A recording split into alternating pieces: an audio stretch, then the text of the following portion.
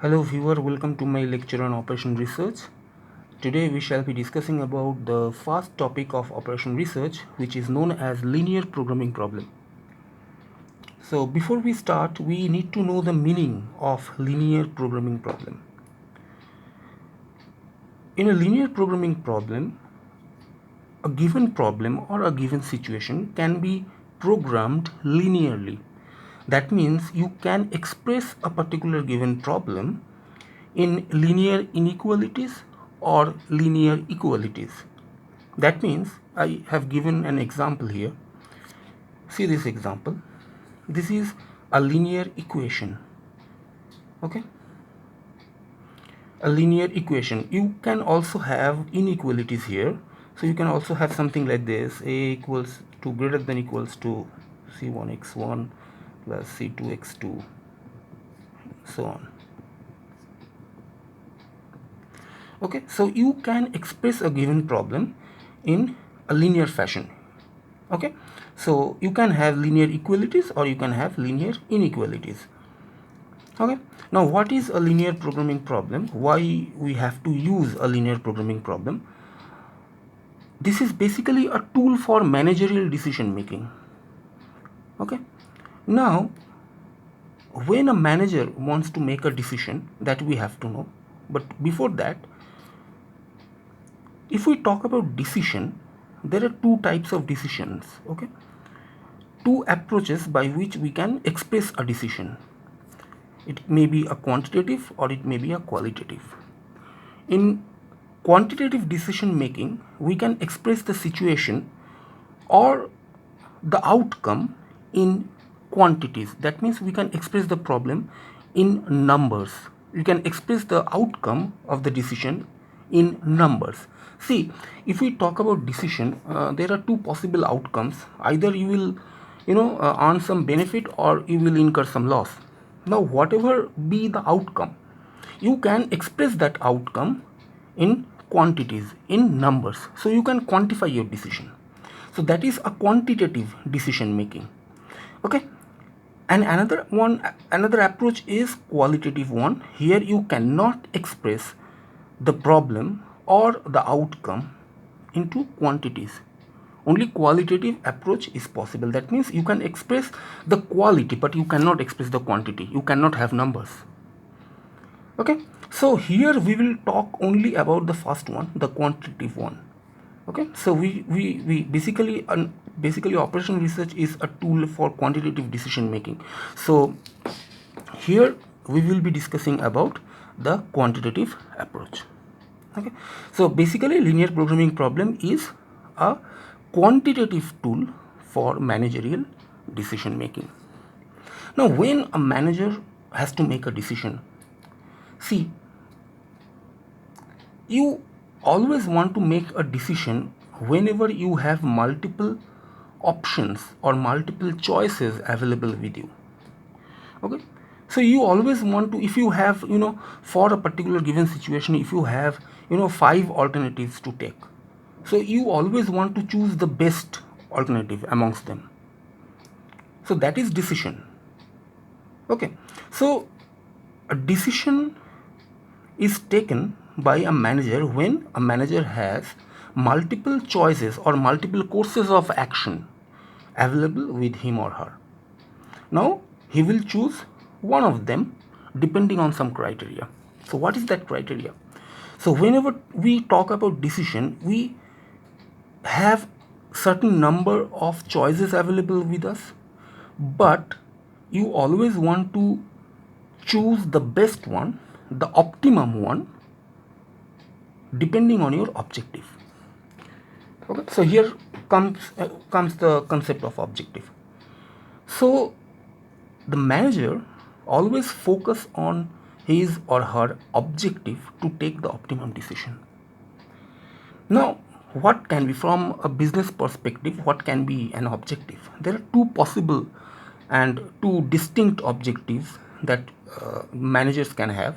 One is a maximization objective, another one is a minimization objective.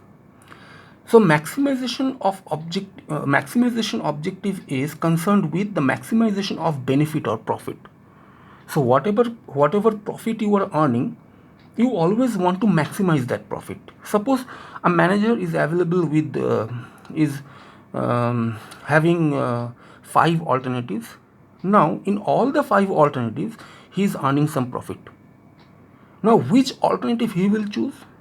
Where he is having the maximum amount of profit. So maximization of profit. Another objective is minimization of loss or cost. Okay. So if you are having 3 alternatives available with you, in all of them you are incurring some loss, then you always want to choose that particular option where your loss is minimized. Okay, so here we have two clear objectives. One is maximization of benefit or profit, another one is minimization of loss or cost. Okay, now this is your objective, but you also have to keep in mind that you have to work with some resources. Okay, so a manager's objective is very clear. He always want to maximize the profit or minimize the cost, but he also have to take care about the resources. Why? Because these resources are limited. Okay, so the objective is always subject to some constraints. These constraints impose the restriction. Why? Because these constraints are related to these resources.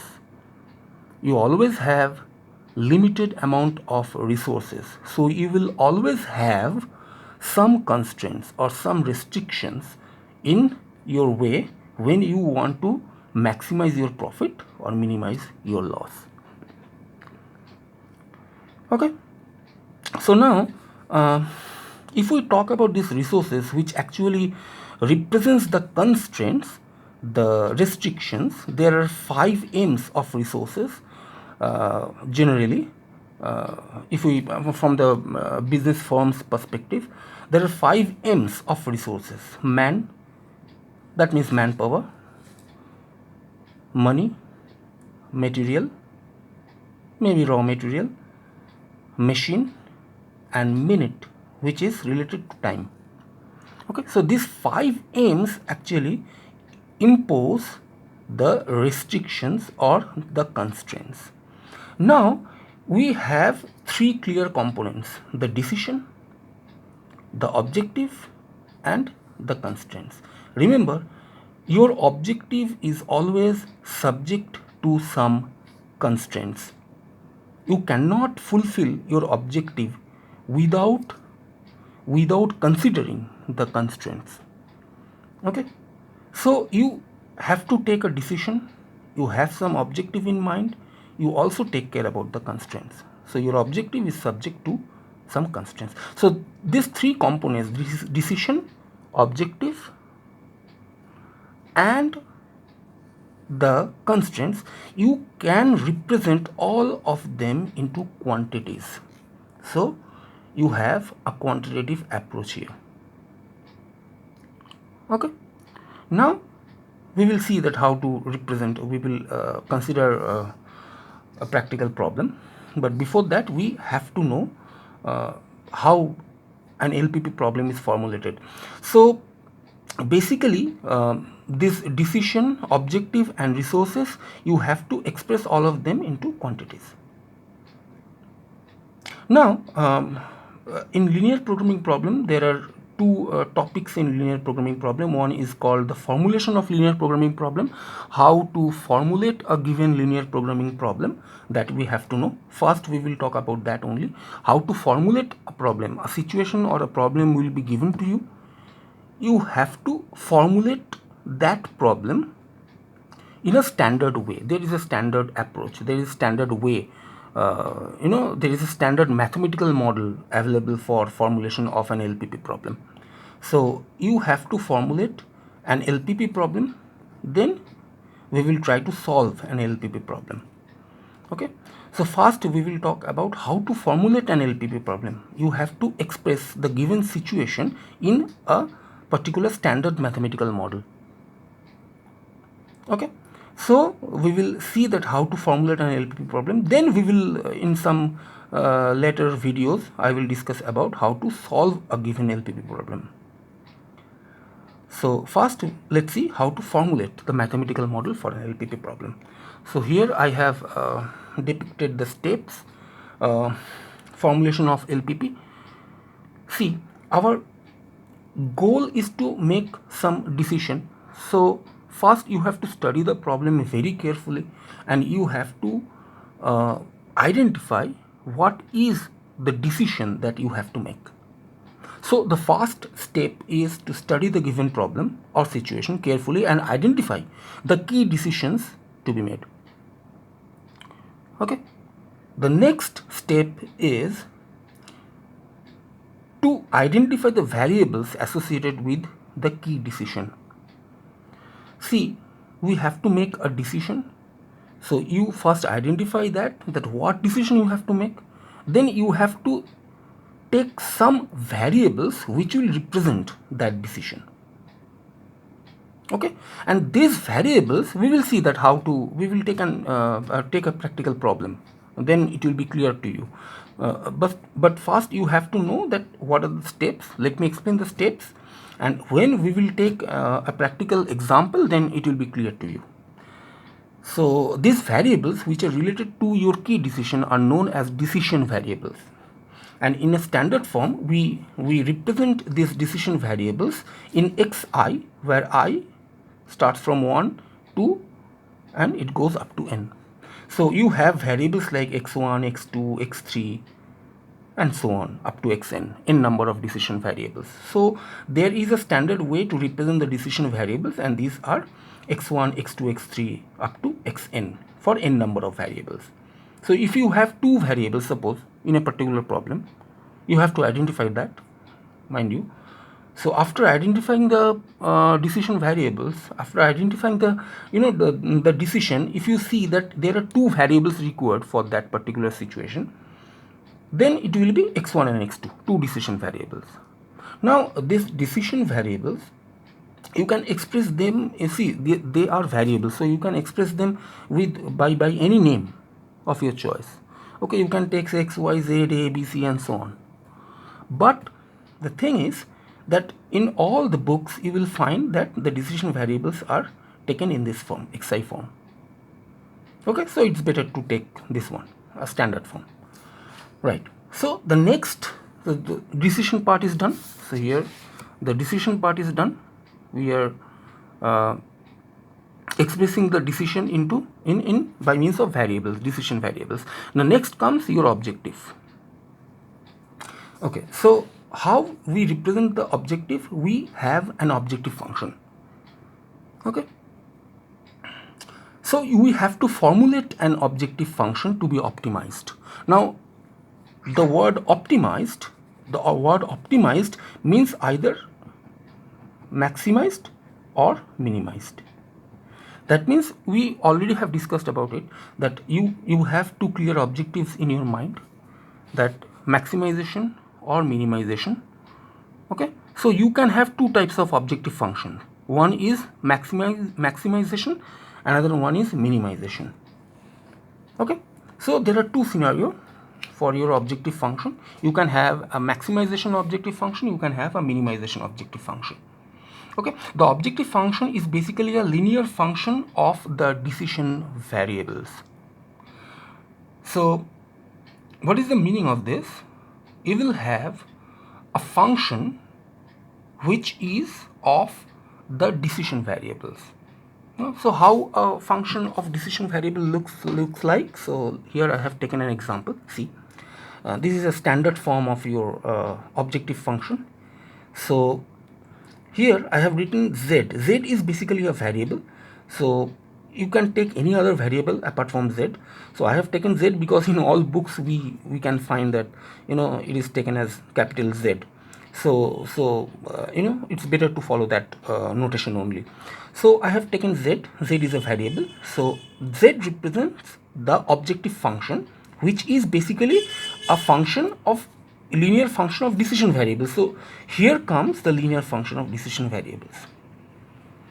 C1 x1 plus C2 x2, C1, C2, C3, they are all constant values. Okay, they are called coefficients. Suppose if you have something like this, here I have taken an example. C, z equals to 2x1 plus 3x2. 2 is basically the coefficient of x1, 3 is basically coefficient of x2. So if you have n number of variables, you have n number of coefficients. So here goes the standard form. C1 x1, C1 is the coefficient for x1, C2 is the coefficient for x2, C3 is the coefficient for x3, and so on. Cn is the coefficient for xn. So z is basically a function of these decision variables. It goes like this. So xi, that means x1, x2, x3 up to xn, is decision variables, and ci is coefficients. Now this decision variable, as we already have discussed, that it can take two forms. It can either a maximization decision variable or a minimization decision variable. So we also have to represent in our decision variable whether it is a maximization one or it is a minimization one. So how to represent that? If it is a maximization one, you have to write maximize z equals to this. And if it is a minimization problem, then you have to write minimize z equals to this. So either you have a maximization problem or you have a minimization problem. So that you have to, by reading the problem carefully, that you have to determine that whether the problem is to be maximized or it is to be minimized. So read the problem very carefully. After that, you can find that whether the problem belongs to a maximization one or a minimization one. Okay, so here goes two examples. Here I have taken the first example is of a maximization problem. So I have written maximize z equals to 2x1 plus 3x2. So this is only an example. The next one, here I have taken another example where I have taken a minimization example. Minimize z equals to 5x1 plus x2 plus 3x3. Okay, so here see the difference is that here you have two decision variables, here you have three decision variables. Okay, and these values are coefficients. Here in the first example, coefficient for x1 is 2, coefficient for x2 is 3, and in the second example the coefficient of x1, x2, x3 are 5, 1 and 3 respectively. Okay, so remember one thing, that an objective function always involves an equality. It cannot have an inequality. Okay, so an objective function is always associated with an equality. So you have to, we will see how to formulate an objective function by taking an example. So let's come to the next point. The next step is to, we are already done with our decision. We are representing our decision with decision variables. So we are representing our objective by objective function. Now comes the time for constraints. So how to express the constraints? So here you have to remember that your constraints can be equality, it can be inequality. Okay, so your constraints may involve an equality sign, it may involve a less than equals to sign, or it may involve a greater than equals to sign. Sometimes we also encounter situations where you have less than or greater than sign. So either you have an equality or you have inequalities in your constraints. So how a constraint is represented?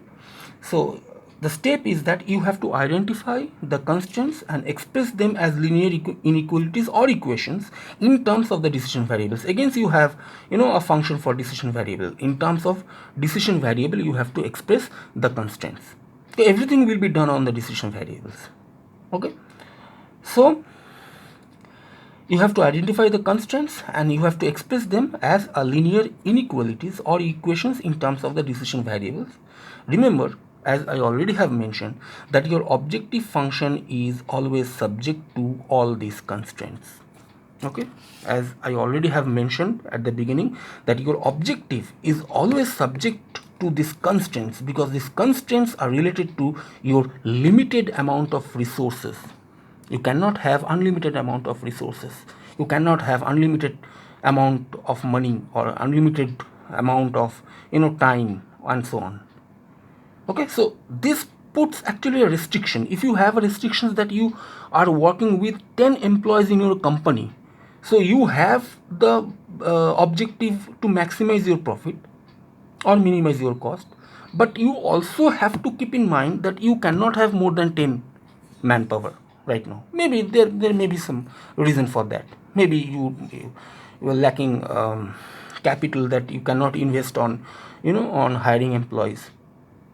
Okay, so you always have to keep in mind that your objective is always subject to your constraints. Okay, so your objective function is subject to all these constraints. Now how these constraints looks like, I have given two examples here. Here the first example is like this. See, this is 5x1 plus 6x2 greater than equals to 7. So 4x1 minus 2x2 less than equals to 15. These are only examples. So what is the basic structure for the general structure for these constraints?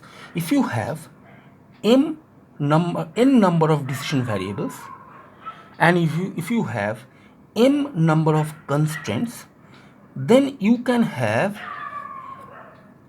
the constraints like this: a11 x1 plus a12 x2 plus a1n xn, as you have n number of decision variables. So 1 1 1 2 1 3 1 4 up to 1n. Okay, so this a11 a12, these are actually constant values. Okay, they are coefficients for the decision variables. Okay, for example, here if you see 5 is the coefficient for x1, 6 is the coefficient for x2. So these coefficients, actually I am representing these coefficients by means of a general form. So here you have a11 x1, a12 x2 and so on. Like this, in the second constant you have a12 x1, a22 x1 up to a2n xn. Okay, sorry, this one will be this one will be a21. Sorry, this is my mistake. So this one is a21 plus a22, a21 x1, a22 x2 and a2n xn. Okay, so this first, in this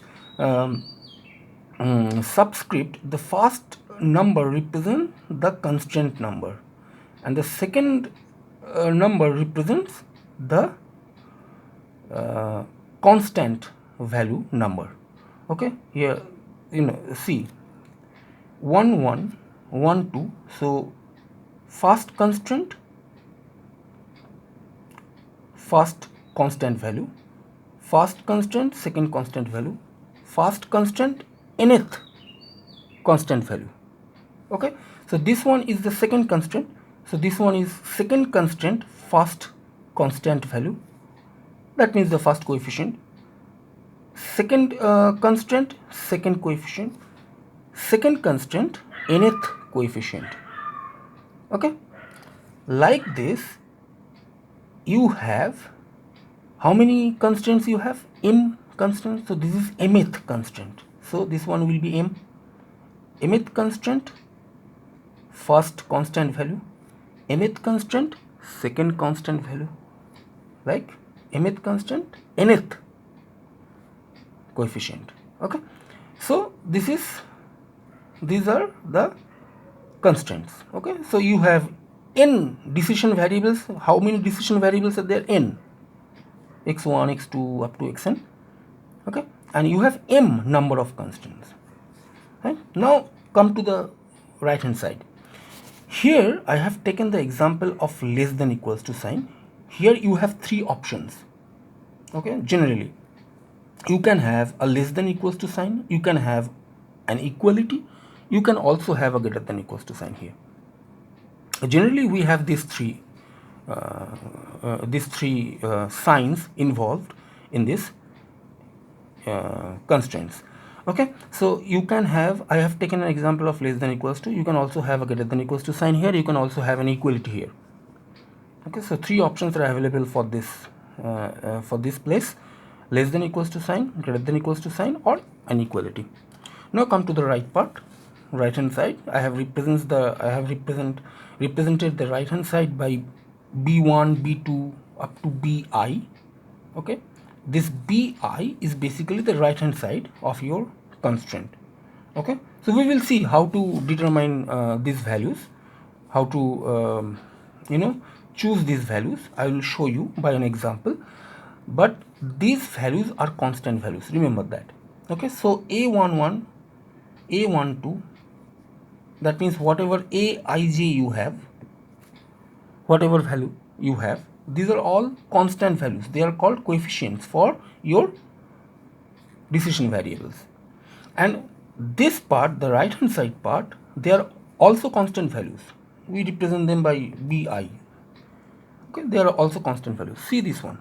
This one is x1's coefficient is 5, x2's coefficient is 6, and the right hand side we have a constant value. The value of b, the value of bi has 7. Okay, so this is how we represent the constraints. So the last point is a very important point, and the last point says that you also have to add a non-negativity constraint to the decision variable from the consideration that the negative values of decision variables do not have any valid physical interpretation. That means the decision variables cannot take a negative value. It can be 0, it can be greater than 0, but it cannot take negative values. So from that consideration, we also have to add a non-negativity constraint in our problem, which will say that your decision variables cannot take a negative value. Okay, so how to represent that? If you have n number of decision variables, then you have to write something like this x1, x2, x3, up to xn greater than equals to 0. That means it cannot take negative values. It can be 0, but it cannot be negative. Okay, so if you have two decision variables, suppose x1 and x2, then you have to write this, like something like this: x1, x2 greater than equals to 0. Okay, so this is not always true. The decision variables, in some situation, decision variables may be unrestricted in sign, but we will take that example later. We will see that how a decision variable can take unrestricted value. There the decision variable can take a negative value, but for the time being, for right now, we will not consider that situation. Right now we will only consider the situation that the decision variables cannot take a negative value. Okay, we will see that we will see it later, that how a decision variable can be unrestricted in sign. If in a given problem the sign of the decision variable is unrestricted, then we have a separate approach to represent them. We will see that later. Okay, so we will now, for the time being, we will consider that the decision variables cannot take a negative value. Okay, now take all these things together and try to see that how a linear programming problem is formulated.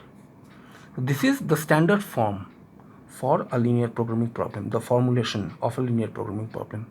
So this is how we formulate the linear programming problem. See, here I have taken a maximization problem. So this is the objective function. This is a maximization objective function. Maximize z equals to c1 x1 plus c2 x2, as we already have discussed about it.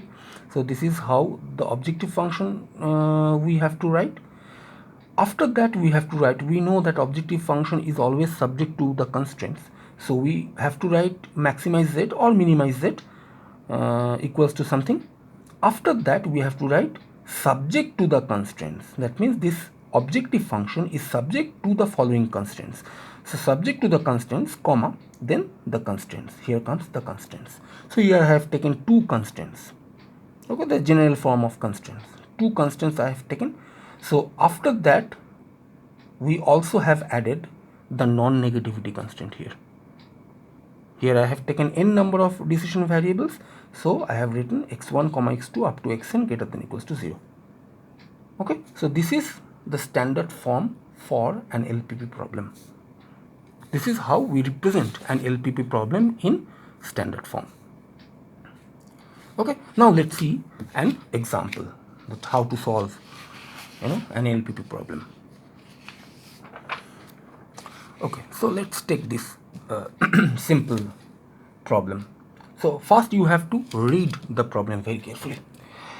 Okay, so the problem says a small manufacturer employs 5 skilled men and 10 semi-skilled men and makes an article in two qualities, a deluxe model and an ordinary model. The making of a deluxe model requires 2 hours work by a skilled man and 2 hours work by a semi-skilled man. The ordinary model requires 1 hour work by a skilled man and 3 hours work by a semi-skilled man. No man can work more than 8 hours per day. See, you can see you can identify the constraints, I think. No man can work more than 8 hours per day. So this is one constraint. You have 5 skilled men and 10 semi-skilled men. This is also a constraint. Okay, so you cannot have more than 5 skilled men. You cannot have more than 10 semi-skilled men. They're all constraints. You cannot have a man working more than 8 hours per day. This is also a constraint. Okay, so you have to identify the constraints. Now, the manufacturer's profit from a deluxe model is rupees 10 and that from an ordinary model is rupees 8. Okay, so here you can see this is your objective. From this information you have to formulate your objective function. Okay, manufacturer's profit. So here we are concerned about profit. So this should be a maximization problem because the data related to profit is given. Whenever the data related to profit is given, remember that should be a maximization problem, and if anything related to the cost is given, then that should be the minimization problem. So here it should be a maximization problem. Sometimes it can be mentioned in the problem itself that this is a maximization problem. See here, here this is already mentioned here. See, read the problem. How many units of